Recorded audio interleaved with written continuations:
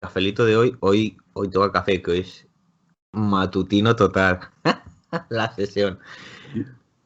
El tema de hoy era, en relación con la última vez que estuvimos hablando, el tema del boxeo. ¿Te acuerdas que estuvimos hablando del boxeo, Sí, de cómo como ejemplo, como el- metáfora de vida y de mm, esfuerzo y de superación y sí, y entonces era un poco enlazar con eso y con algunas de las técnicas o de las estrategias que se utilizan en el deporte y que se utilizan en el boxeo que utilizamos en terapia o en las sesiones que hacemos. Por ejemplo, formulación de objetivos y todo este espectro.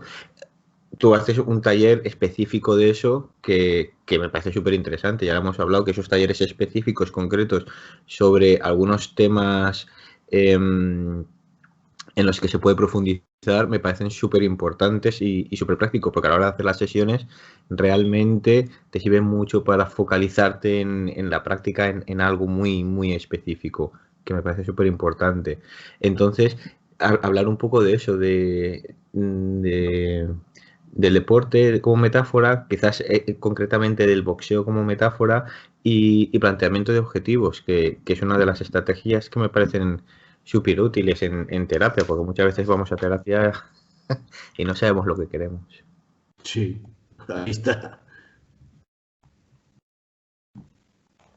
Bueno, pues entonces, ¿qué? ¿Me haces preguntas o cómo lo Mm, hacemos?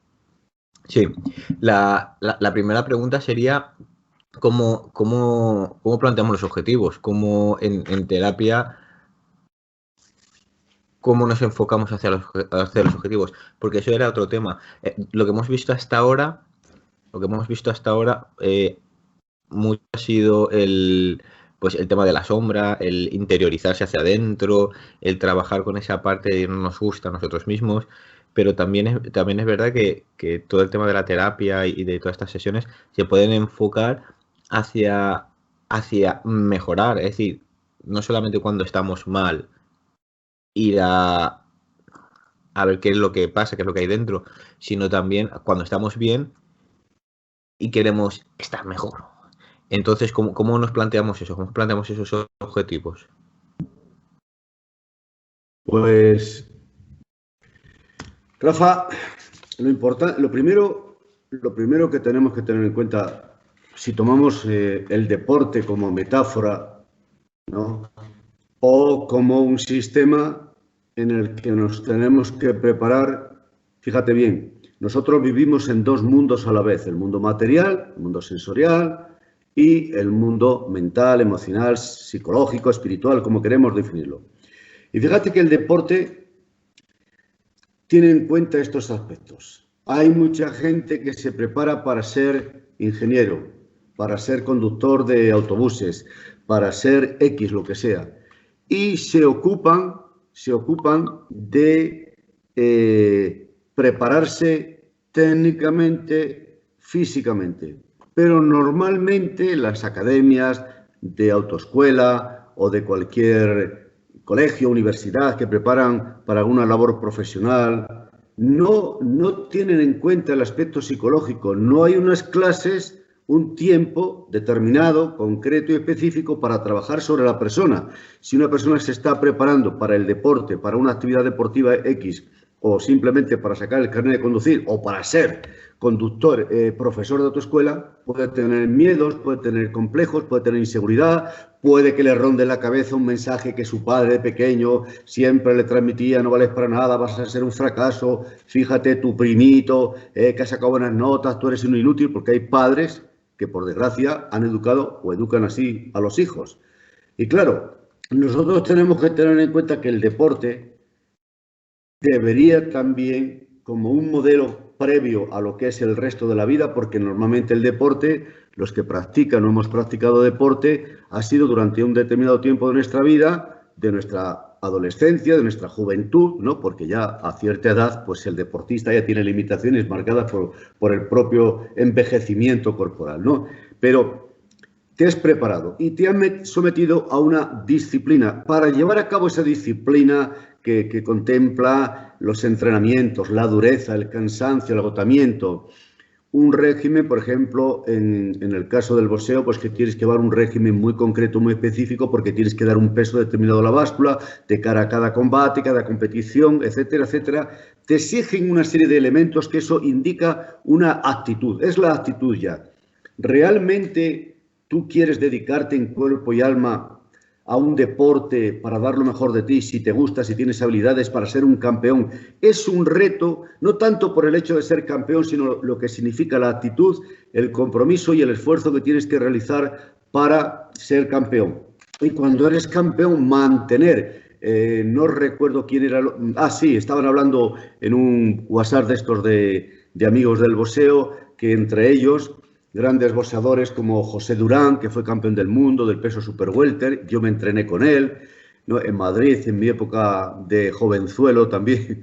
Y él hablaba, ¿no?, dice que había boxeadores que se preparan para ser campeones y una vez que son campeones, el que llega parece como que se duerme en los laureles, ya no se preocupa, ya soy campeón, no se cuida ni físicamente ni nada, y eso luego hace que pague las secuelas que queda de todo eso, ¿no? El boxeo es un deporte muy duro que exige un gran sacrificio, etcétera. Pero fíjate bien, el esfuerzo para conseguir, para luego mantenerte, no solamente llegar allí, y luego es mantenerte y seguir disciplinándote. Cada vez vas a tener rivales más difíciles. Es decir, si lo trasladas a la vida, si tú te estás preparando, yo siempre pensaba, esta etapa mía de deportista profesional, de boxeador profesional, va a durar un tiempo. El resto de mi vida, la gran mayor parte de mi vida, de los años que voy a vivir, si no me muero antes,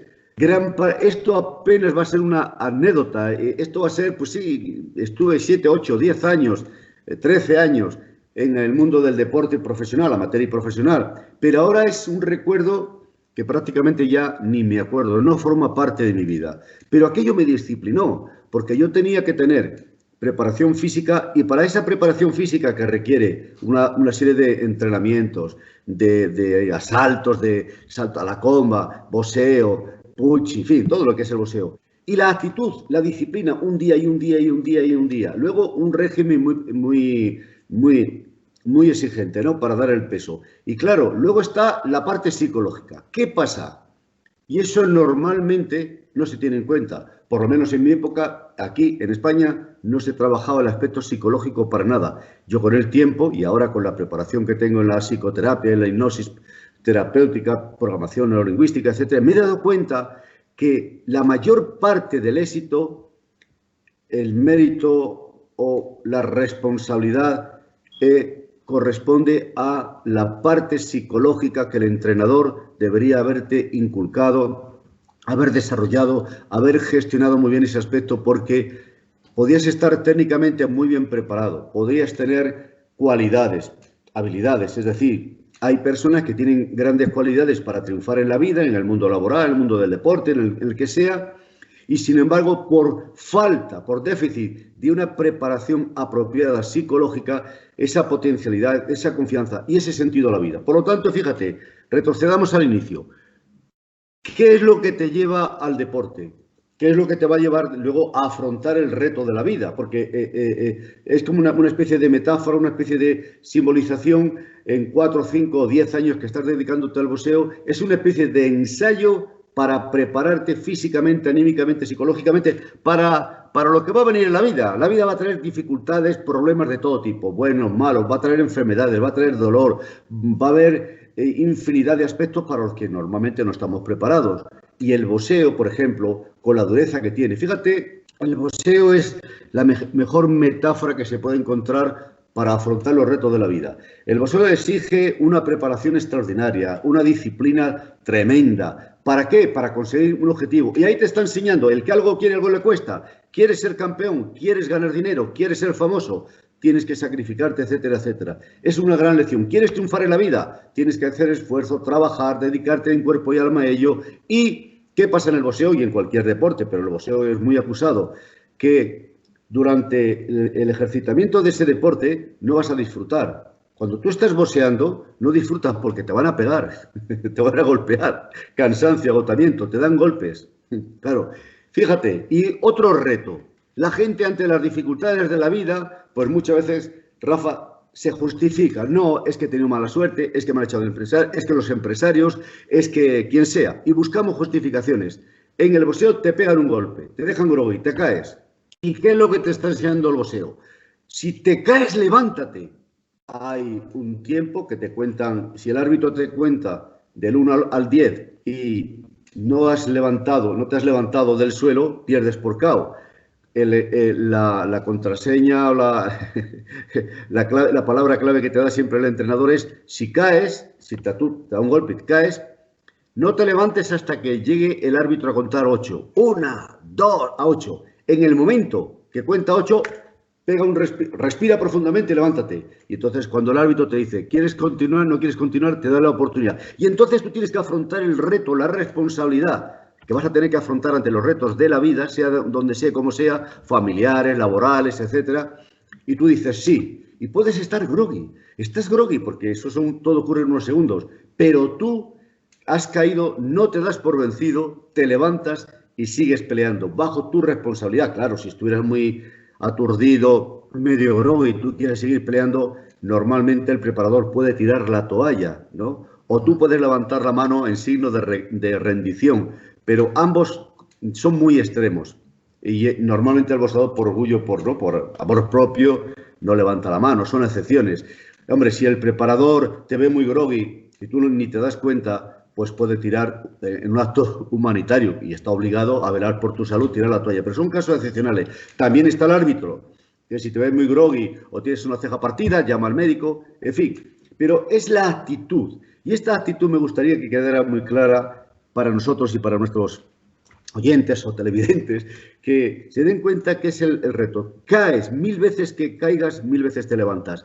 Pero tiene que tener todo un sentido. El otro día me comentaba un hijo mío, Íñigo, que ha sido también boxeador, amateur, estuvo en Inglaterra, en Coventry, estuvo allí estudiando, trabajando, aprendiendo inglés, lógicamente, en la universidad, convalidando sus estudios de marketing y publicidad, ¿no?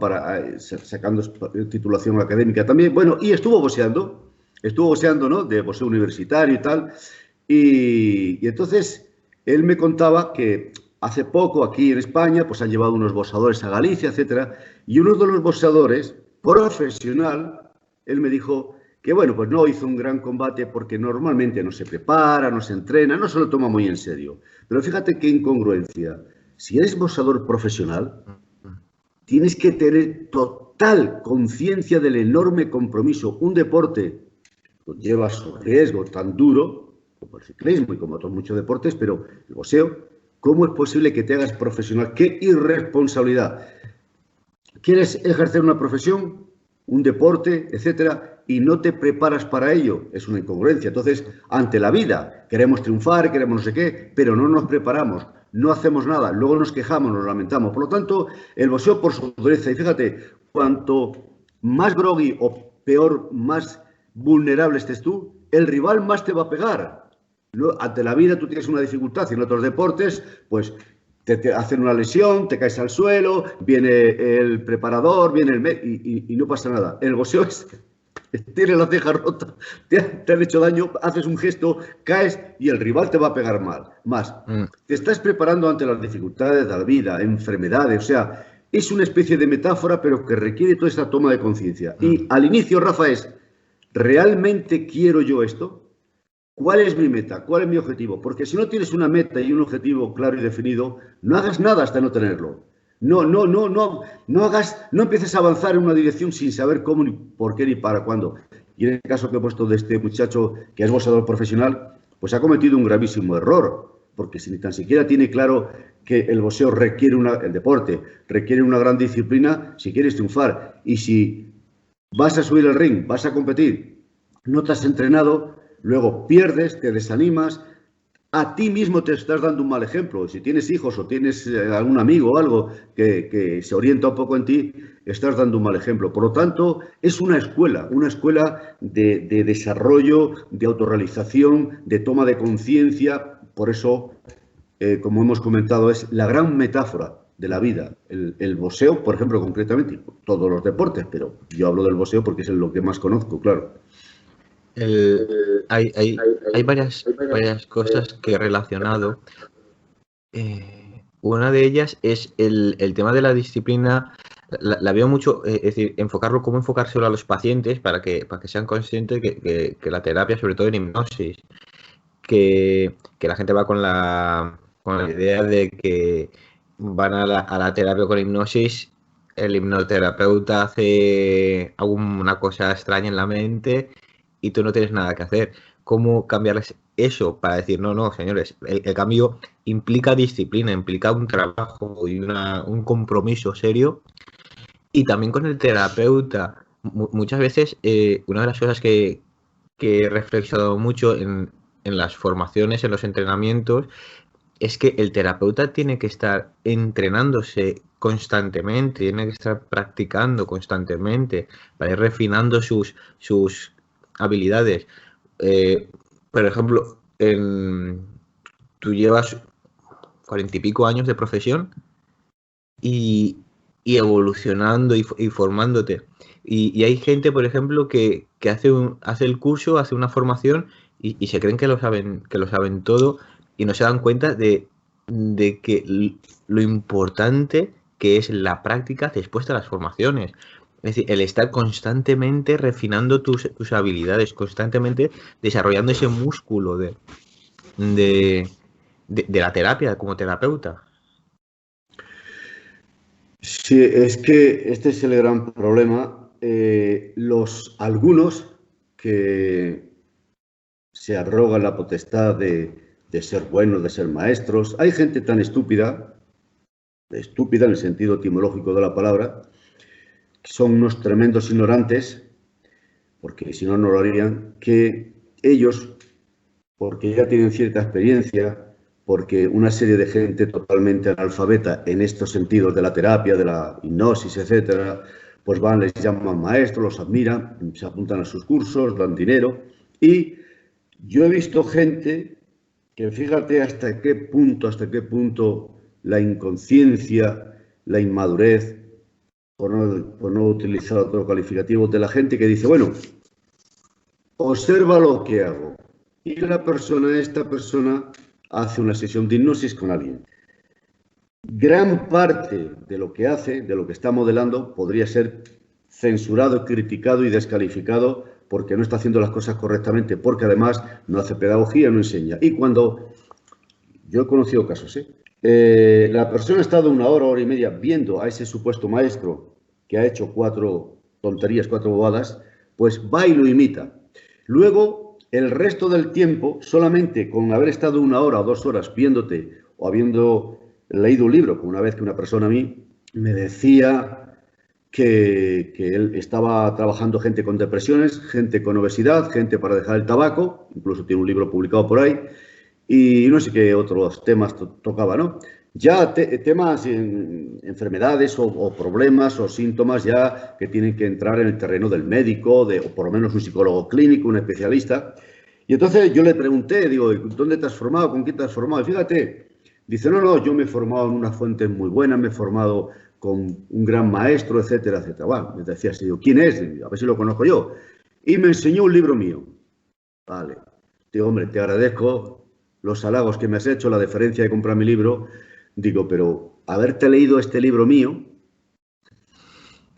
no te aporta la experiencia suficiente para empezar a trabajar tabaquismo, obesidad, depresión, hombre. Entonces, esa enorme responsabilidad del profesor, el que se las da de maestro y tal. Y luego, Rafa, la inmadurez de la gente, porque aunque no entendamos de hipnosis ni de psicoterapia, una persona con una inteligencia mediana, un mínimo de madurez intelectual, tiene que pensar que solamente con hacer un curso, aunque sea, por ejemplo, el curso intensivo de 7 días que he venido impartiendo hasta ahora, que son 60 horas, Es un curso muy completo, como tú bien sabes.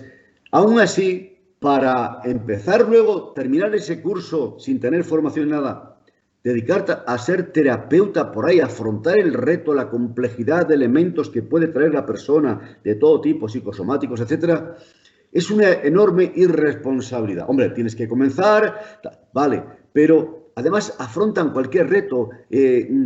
Había una persona, hizo un curso conmigo y estaba súper encantado y tal, y no sé, había pasado pues 4, 5, 6 meses y me escribe un día un correo diciendo que hay una persona que tenía una depresión bipolar de estas, ¿no? Que tiene un conflicto muy grande y a ver qué le aconsejaba yo, ¿no?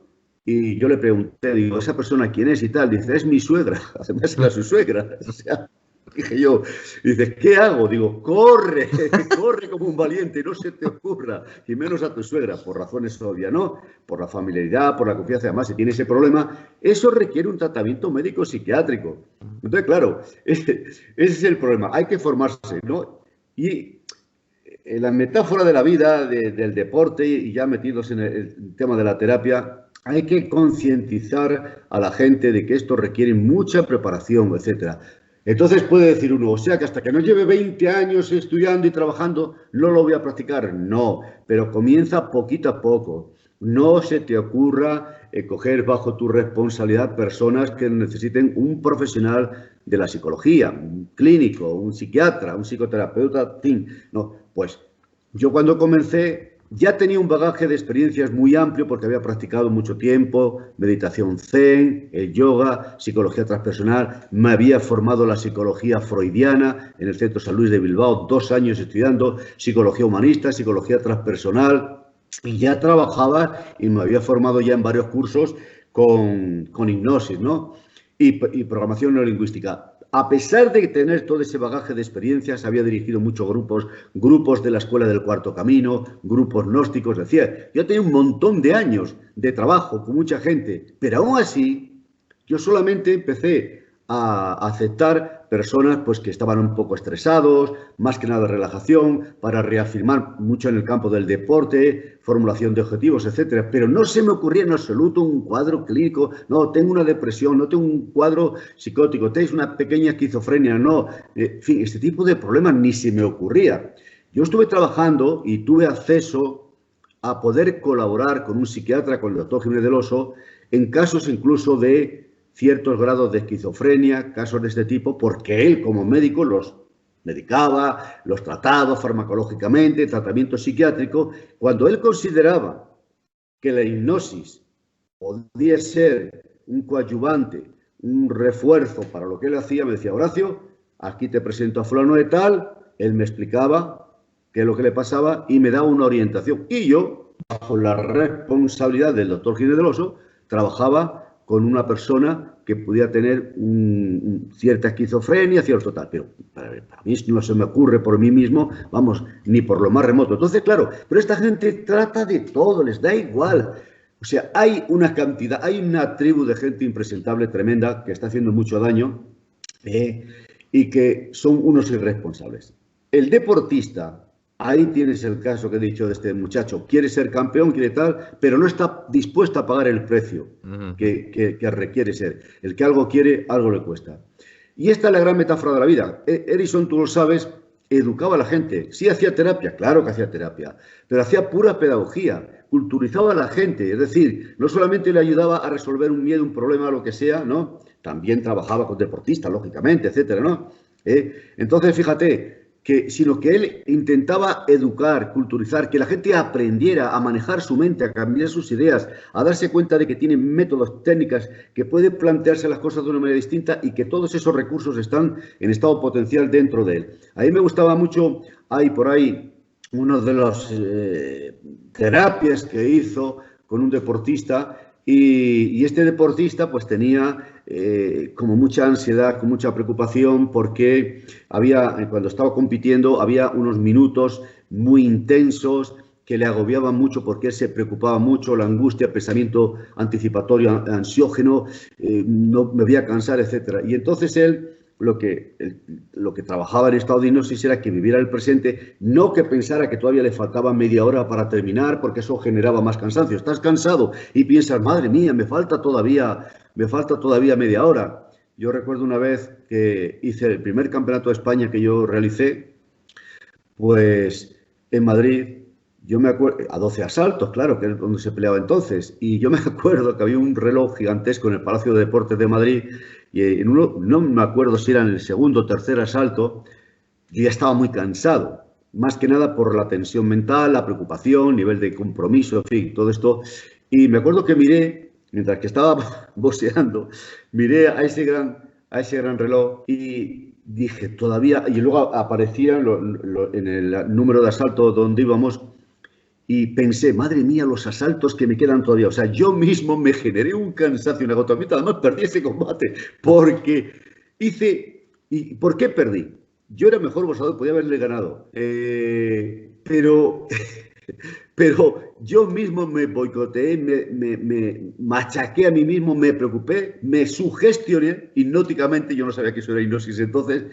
Y se me apoderó de mí un cansancio tan grande. Bueno, aguanté los 12 asaltos a duras penas con un cansancio extraordinario, ¿no? Porque yo mismo me gestioné mal. Entonces, todos estos aspectos en el deporte, por eso es la mejor escuela que hay de aprendizaje. En el boxeo, repito, es la dificultad. La vida a veces pega palos duros. En el boxeo te pegan un palo, te rompen una ceja y tienes que continuar peleando, ¿no? A veces sangras mucho, el árbitro te deja pelear, te hacen ahí una cicatrización rápida del preparador si es hábil. Si estás boxeando en casa, son un poco condescendientes contigo, no te retiran porque el árbitro puede retirarte o llamar al médico si sangras mucho, retirarte. En fin, todas estas triqueñuelas del boxeo normales y corrientes. Pero es ese momento clave, fundamental, decir, a pesar de las dificultades, si mi meta está clara y la quiero, voy a superar. Y entonces el entrenador, ¿qué tiene que hacerte? Enseñarte técnica. Y ha habido grandes entrenadores físicos, pero psicológicos no. Yo con el paso del tiempo y desde la perspectiva del presente me doy cuenta que si a mí me hubiesen entrenado psicológicamente como a otros deportistas, yo podría haber rendido muchísimo más, porque mi gran enemigo era yo. Yo era el enemigo, no era el rival, el boxeador que tenía enfrente, ni su pegada, era yo. Cuando yo tenía confianza y seguridad en mí mismo, podía ganarle a cualquiera de los grandes campeones que había en Europa. Y eso es muy importante. Y quedarte con la idea, Rafa, de que te estás preparando ¿para qué? ¿Para ser campeón del mundo, campeón de España, campeón de Europa o de Inglaterra? No. Para aprender a vivir de la mejor manera posible el reto que me viene a continuación, que es la vida. La vida y sus circunstancias. Sí. En eso, dos cosas me parecen súper importantes. Una, cuando me has contado el ejemplo de que viste ese reloj y te dijiste eso a ti mismo, qué importancia es el diálogo interno, cómo saber controlar y cómo saber enfocar tu diálogo interno y alinearlo con tu objetivo. Ahí. Qué importante es eso. Quizás en terapia con hipnosis es uno de los factores más importantes. Para mí ha sido súper útil esa parte que aprendí en el curso, súper útil cuando estás en estado de hipnosis, tener la capacidad de alinear tu diálogo interno con tu objetivo. Porque muchas veces cuando estás en un mal momento el diálogo interno es terrible. Es terrible. Y en el deporte pasa cuando estás pasándolo mal. Cuando no estás cómodo, cuando no estás a gusto, cuando estás muy mal, el diálogo interno se vuelve terrorífico. Tener la capacidad de por una parte, disociarte de él, es decir, que tú no eres ese diálogo interno. Y por otra parte, tener la capacidad de modificarlo y alinearlo hacia lo que quieres, me parece súper importante, tanto en el deporte como en la vida. Porque en la vida, cuando se pasa mal, el diálogo interno es malísimo. Pero tienes que tener, y otra parte súper fundamental es que has dicho, es tener claro el objetivo. Es decir, porque muchas veces cuando la vida o cuando en el deporte o como terapeuta sufres un revés, si no tienes claro el objetivo, te puedes perder. Entonces, te vienes abajo. Entonces, tener claro ese objetivo y reforzarlo constantemente, porque si no lo pierdes. Muchas veces también me ha pasado mucho en el ámbito profesional, porque yo relaciono mucho los tres ámbitos, el de terapia con el de deporte, con el de el ámbito profesional. Yo ahora lo veo mucho en el hospital, en el departamento de emergencias, la profesionalidad de la gente que hay ahí, ¿no? Es que son gente súper profesional, súper preparada y que admiro bastante y que estoy observando mucho sus patrones de comportamiento, cómo actúan en un momento cuando hay un infarto o los protocolos con todo el COVID y todo esto. Y, y me doy cuenta en el ámbito profesional como mucha gente realiza cambios profesionales porque reciben un golpe, reciben un varapalo, reciben algo y o se dan cuenta que el objetivo que se marcaron realmente no lo querían o pierden el objetivo totalmente, pierden el norte, pierden totalmente la motivación de hacer lo que estaban haciendo. Entonces, me parece súper importante esos dos puntos. Uno, el tener el objetivo claro, sentarte realmente quiero esto y cómo lo quiero y qué es lo que quiero. Y segundo, lo que tú has dicho, lo del diálogo interno. Súper importante poder modificar esto para alinearlo con el objetivo. Sí, entonces la formulación de objetivos en el deporte, en cualquier actividad de la vida, es dónde estoy, qué estoy haciendo, qué estoy sintiendo, cómo va mi vida, dónde estoy, ¿no? Estado actual, limitado, limitante, limitador, no me gusta, me siento frustrado, quiero ser campeón, quiero triunfar en una carrera, quiero lo que sea.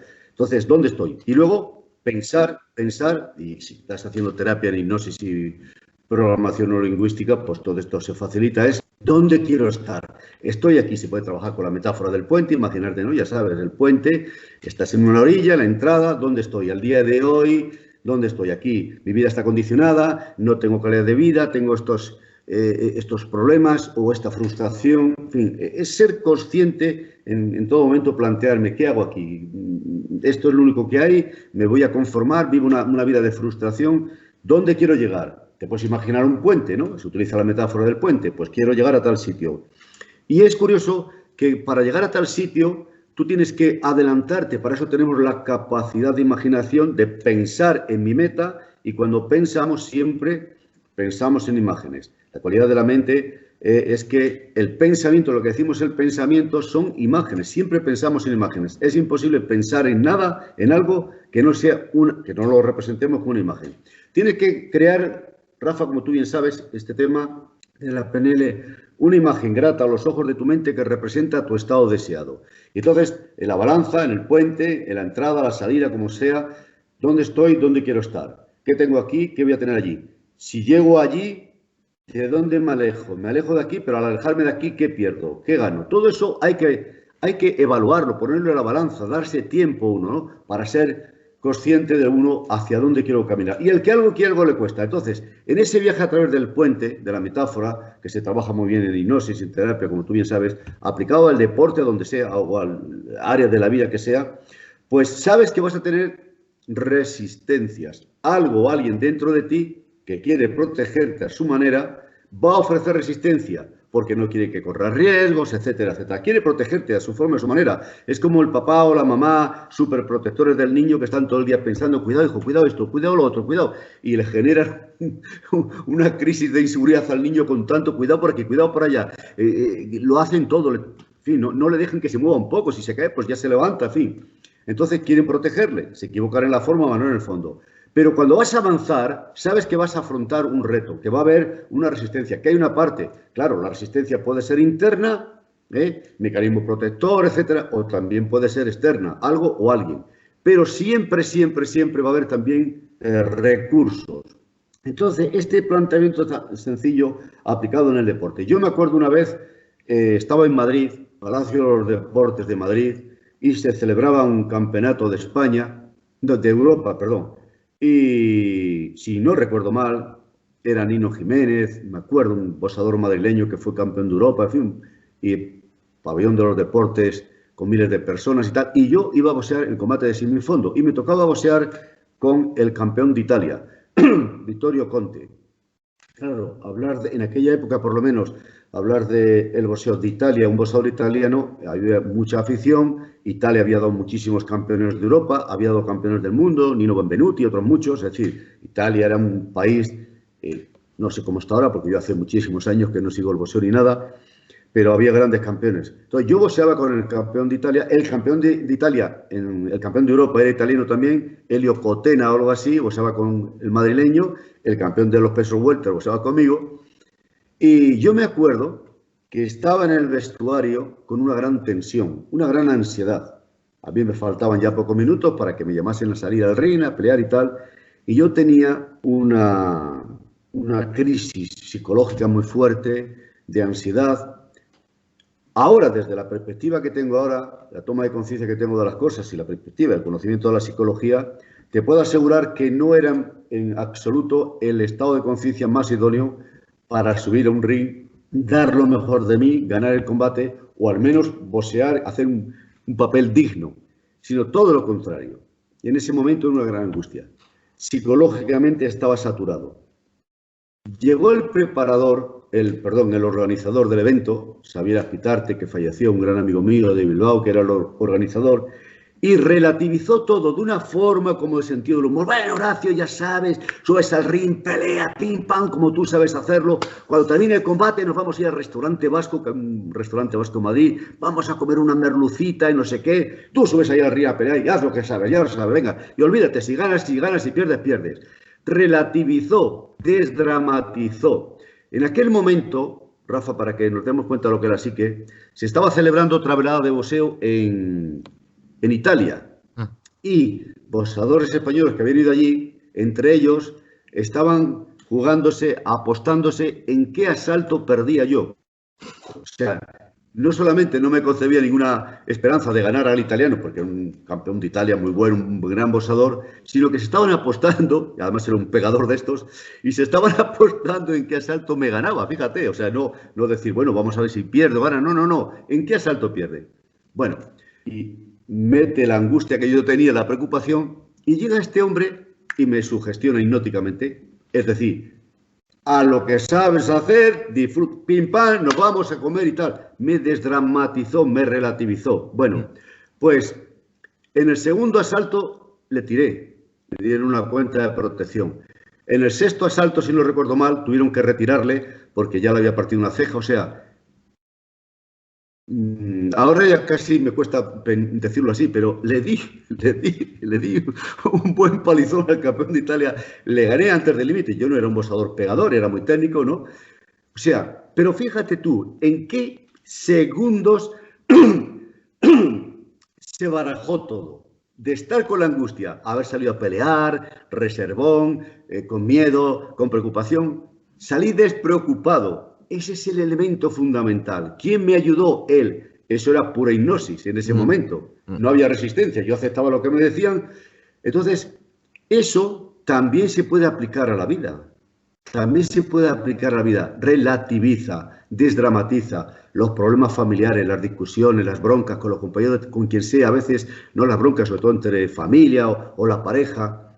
Tenemos que aprender a relativizar, desdramatizar, ver el lado más humorístico, el lado más amable, el lado más cariñoso. No le demos tanta importancia a las cosas que no tienen importancia. No nos dejemos estresar y angustiar por nosotros mismos con nuestros propios pensamientos, ¿no? Esta es una metáfora que me ha ayudado mucho a veces en la vida cuando he tenido dificultades.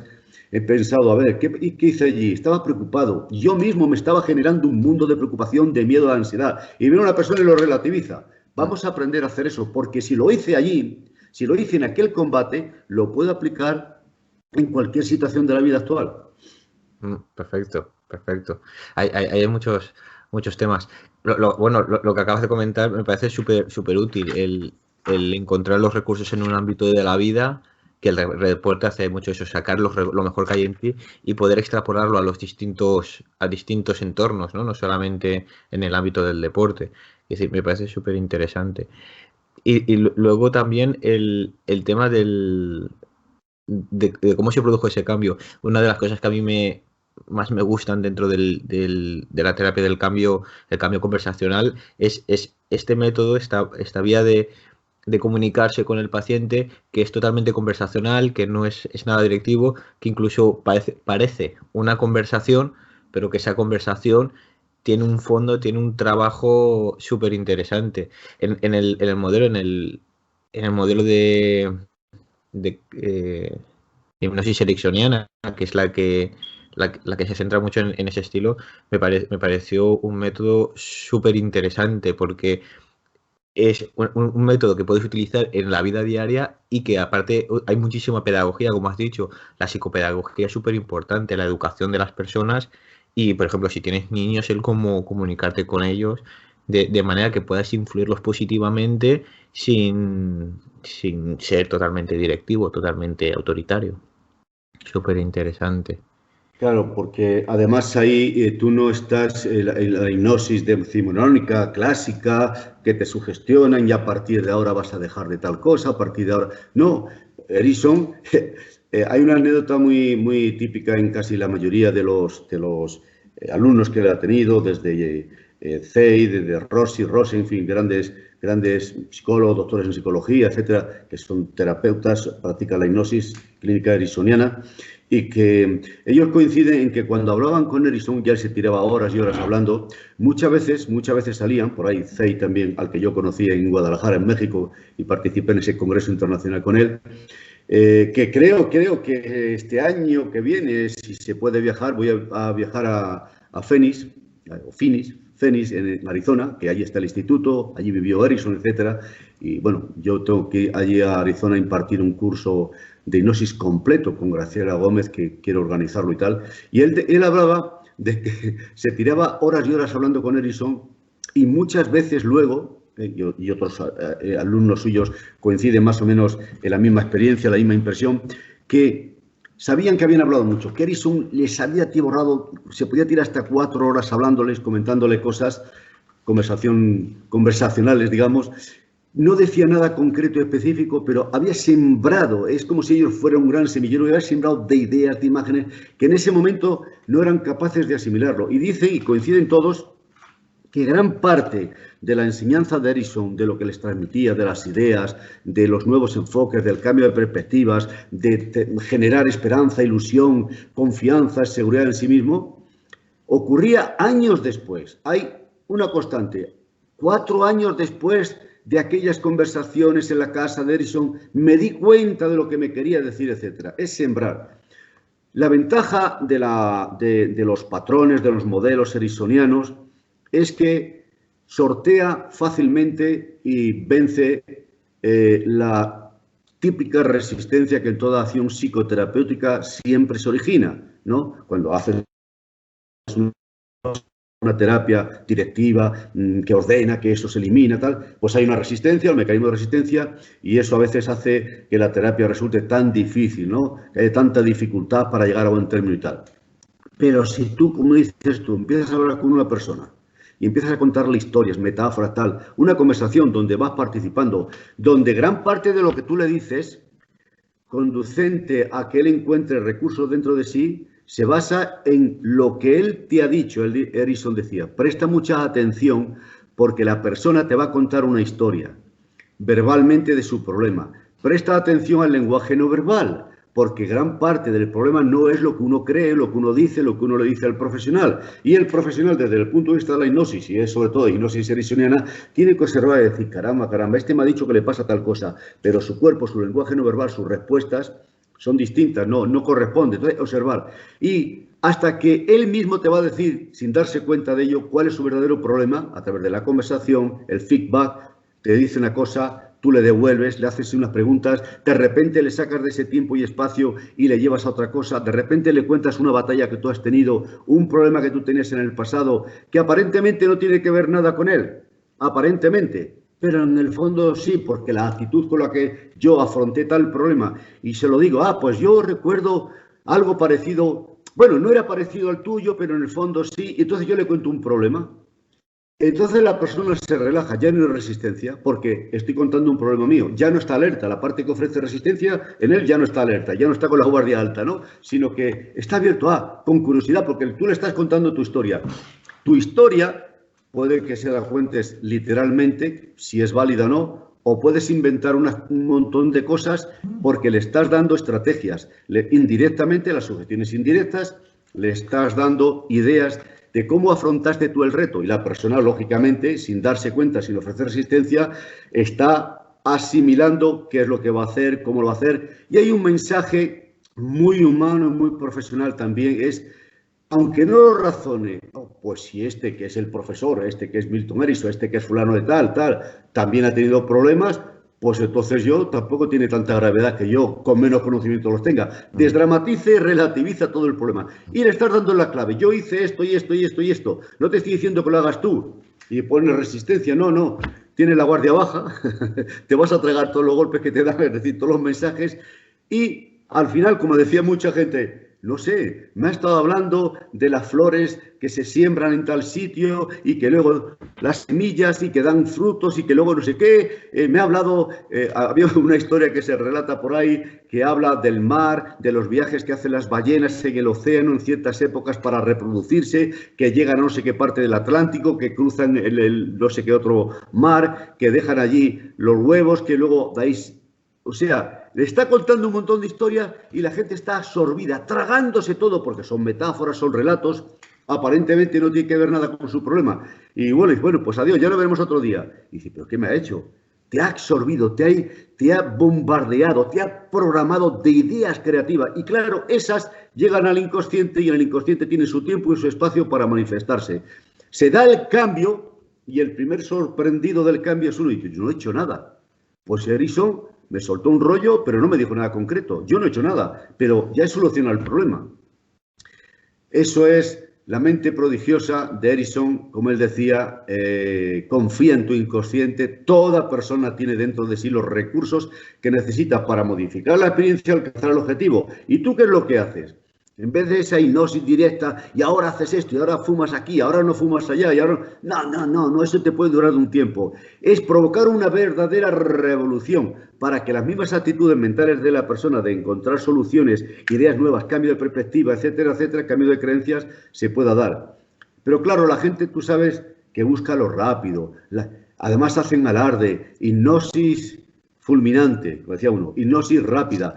Por ahí he visto un anuncio que habla alguien que practica la hipnosis brutal, ya utiliza la palabra brutal. Me imagino que será que le pegará un crochet, un derechazo o algo ya, porque hipnosis rápida ya sé lo que es. Hipnosis fulminante, como había una, ya te comenté, una alumna mía que estaba empeñada en que yo le enseñara hipnosis fulminante porque un hipnotizador inglés, ya muy mayor, pues decía que todos los hipnotizadores o hipnoterapeutas tenemos una clave secreta que es la hipnosis fulminante. Y ella vino a un curso mío obsesionada en que yo le enseñara la hipnosis fulminante. Y le enseñaba la hipnosis rápida y todo. No, fulminante. Y el otro día me mandaron por ahí un WhatsApp donde hay alguien que practica la hipnosis brutal. No quiero pensar.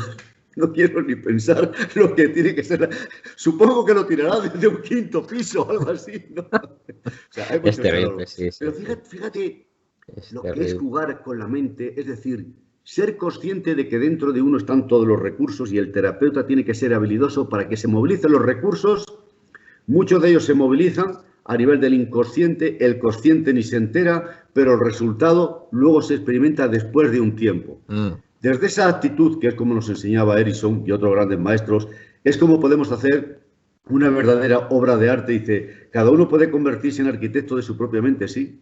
Si aprendemos a cambiar la perspectiva y a pensar de manera distinta, podemos ver estas posibilidades. Y creo que es muy importante. Sí. Yo muchos de los cambios yo hace 10 años de que acudí al curso contigo y muchos de las cosas del curso a los 10 años me vienen a la cabeza y digo, esto es esto es lo otro. Quiere decir que los efectos son muchos a largo plazo. Pero también es parte de lo interesante de todo esto, cómo lo que aprendes te lo llevas prácticamente para el resto de tu vida.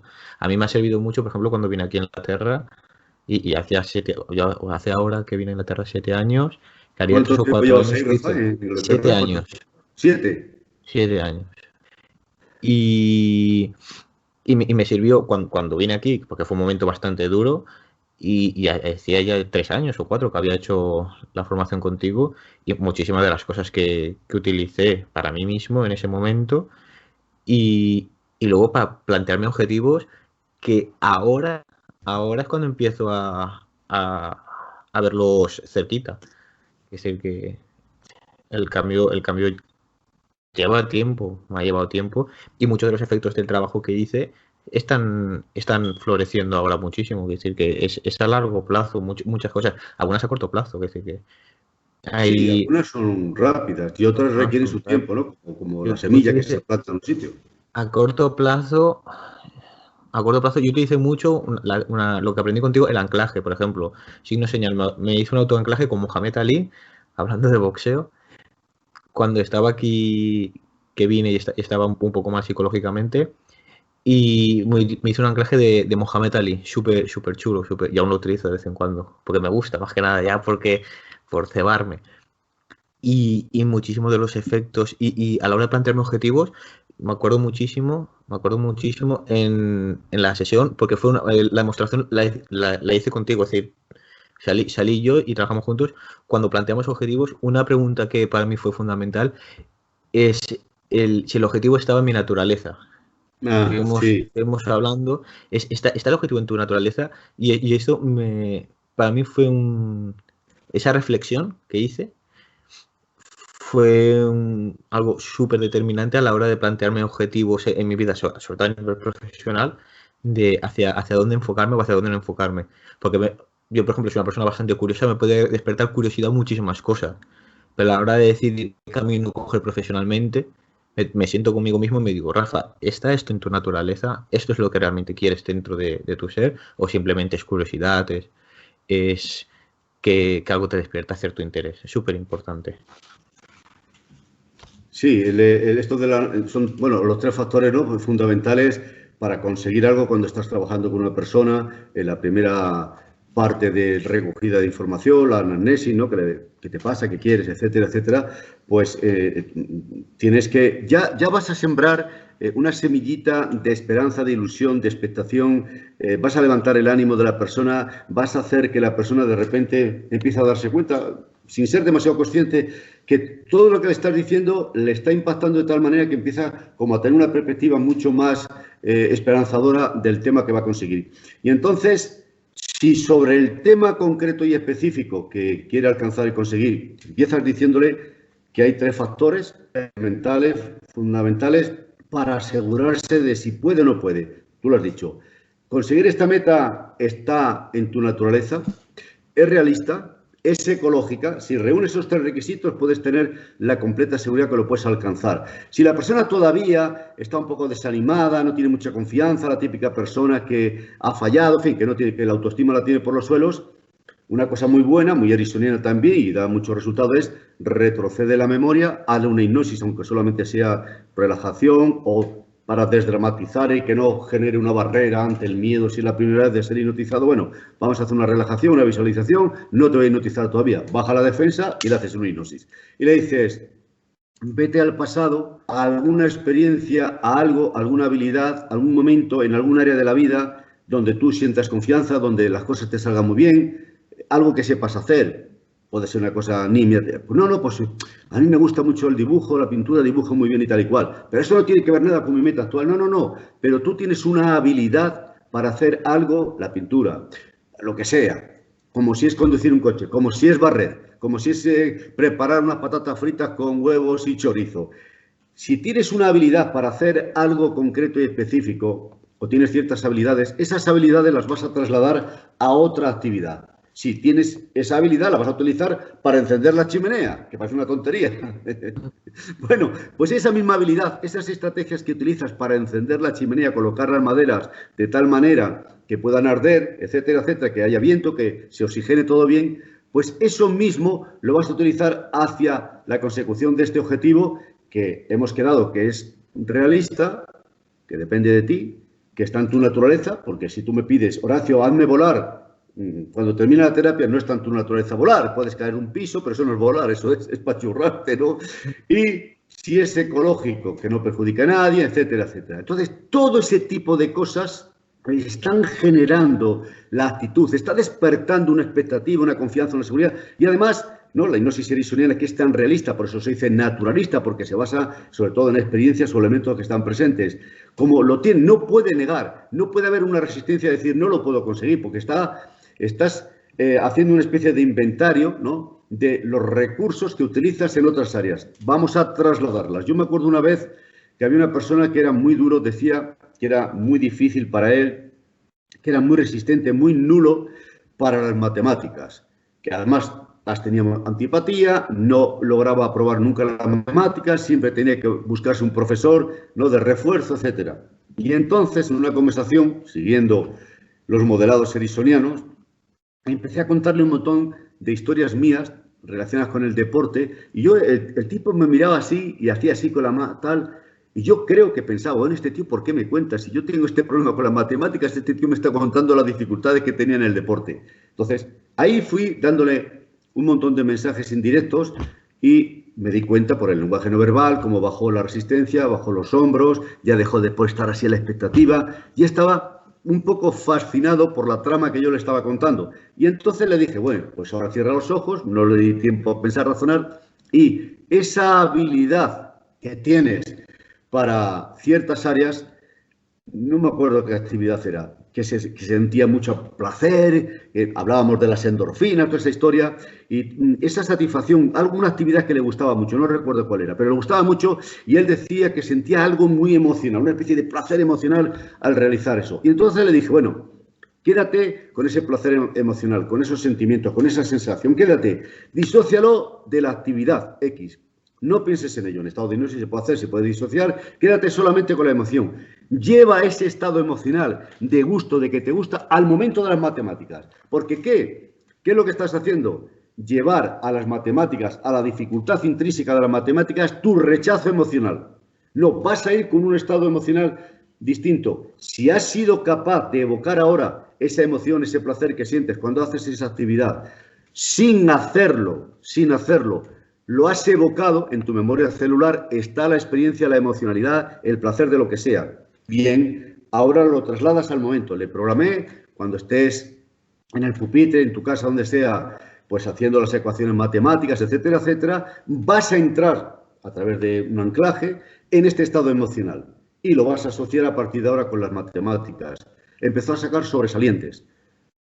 Una creencia autolimitante, vete a saber por qué, si en la infancia, cuando sea, le habían dicho eres un inútil para las matemáticas o lo que sea, se quedó, lo aceptó y él cada vez se hacía a sí mismo la misión más difícil, más difícil, más difícil. No me gusta, la rechazo, soy malo, soy malo.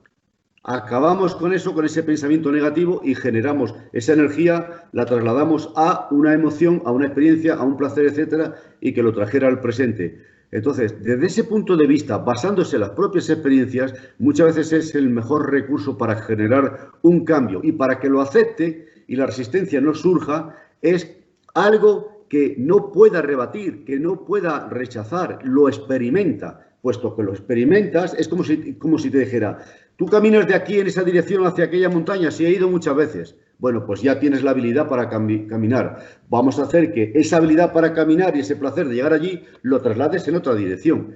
Es todo tan racional, no tan mental de aceptación, que la resistencia no existe y reeducas a la persona. Y cuando la persona sale, no sale solamente con esa solución que va a tener una nueva actitud ante las matemáticas, sino que algo dentro de él le va a decir, caramba, tengo más habilidad, más estrategia. Yo que he vivido limitado por todo esto, viene este tipo, me maneja la mente, me da nuevas ideas. ¿Cuántas nuevas ideas? ¿Cuántas potencialidades o habilidades no habrá en mi mente? O sea, despiertas la curiosidad por decir, oye, pues si he sido capaz de hacer esto solamente porque este tipo me ha hablado, me ha dado un montón de ideas. ¿Cuántas cosas, no? 11.000 millones de neuronas cerebrales. ¿Cuántas posibilidades, no?, de hacer, de actualizar en la vida, de cambiar la vida, de alcanzar metas, objetivos o afrontar, cuando no haya solución a algo, bueno, afrontarlo de una perspectiva distinta, ¿no? Es aprender a pensar de una manera distinta, que es lo que enseñaba Milton Erickson sobre todo, cambiar las creencias. Perfecto. Pues vamos a quedarnos con eso, que me gusta mucho y vamos ya a ir acabando y quedarnos un poco con eso, con las posibilidades. Es que me gusta muchísimo esa idea. Es uno de los descubrimientos también que hice en el curso. La capacidad, las posibilidades ilimitadas que tenemos una vez conectamos con nuestros propios recursos y nos comprometemos a hacer los cambios y también nos damos tiempo al cambio, las posibilidades a veces se vuelven casi que infinitas. Es decir, que es una maravilla eso. Vale, pues vamos a dejarlo aquí. Hay otra cosa que me resulta súper interesante, Horacio, pero la comentaremos otro día, que tiene cierta relación con el deporte también, y es la parte primaria del cambio que viene con la biología, con la respiración. Algo que he profundizado bastante, indagado bastante, que despertó bastante interés el aprender contigo, es el tema de respirar. Me gusta mucho en los trabajos que haces cuando también anclas el aquí y ahora, el presente a la respiración. Y, y ciertamente, una vez respiras, el cambio, una vez haces el cambio biológico, el cambio psicológico, como muchas veces dices, viene por añadidura. Entonces, me interesa también muchísimo esa parte, que viene en mucha relación con el deporte, porque en el deporte se debe trabajar mucho la respiración. En el tema de la ansiedad, que es uno de los temas que yo he experimentado en mí mismo, en el tema de la ansiedad, la respiración es fundamental. Entonces también cómo introducirla dentro del trabajo de terapia y de hipnosis, que me resulta súper interesante. Pues lo estudiamos el próximo día. Sí. Y hablamos cómo solamente con la respiración puedes hipnotizar, con la respiración y con las sugestiones puedes hacer que la persona sin resistencia o miedo al trance hipnótico entre en unos estados muy profundos. Lo podemos hablar, explicar, dar algunas técnicas para que la gente en su casa pueda practicarlas, pueda hacer algo. Podemos hacer un poquito de autohipnosis trabajando con la respiración, dando unas claves y luego algunos elementos de la programación neurolingüística, formulación de objetivos también. 10 o 15 minutos se les puede enseñar una técnica también directamente para que la vida diaria, práctica del trabajo, del deporte, de lo que sea, de casa, la gente lo pueda hacer. Perfecto, pues vamos a hacer eso. Eso estaría chulísimo. En el próximo trabajo explicar un poco la respiración y luego preparar un trabajo de respiración y formación de objetivos. Sí, de PNL, muy sencillito, 10-15 minutos como mucho, que lo practiquen para el estrés, para la vida diaria, para cualquier tema, cualquier aspecto. Perfecto. Se puede hacer, muy bonito. Perfecto, gracias. Pues vamos a hacer eso para el próximo día. Ya será para el año que viene. Sí. Para el 2021, a ver lo que nos separa. Para el año 2021, madre mía. Bueno, pues ahí nos veremos. Si Dios quiere y los dioses son propicios. Exactamente. Bueno, pues Horacio, voy a apagar la grabación. Sí, vale. Me mandas ahí el líquido.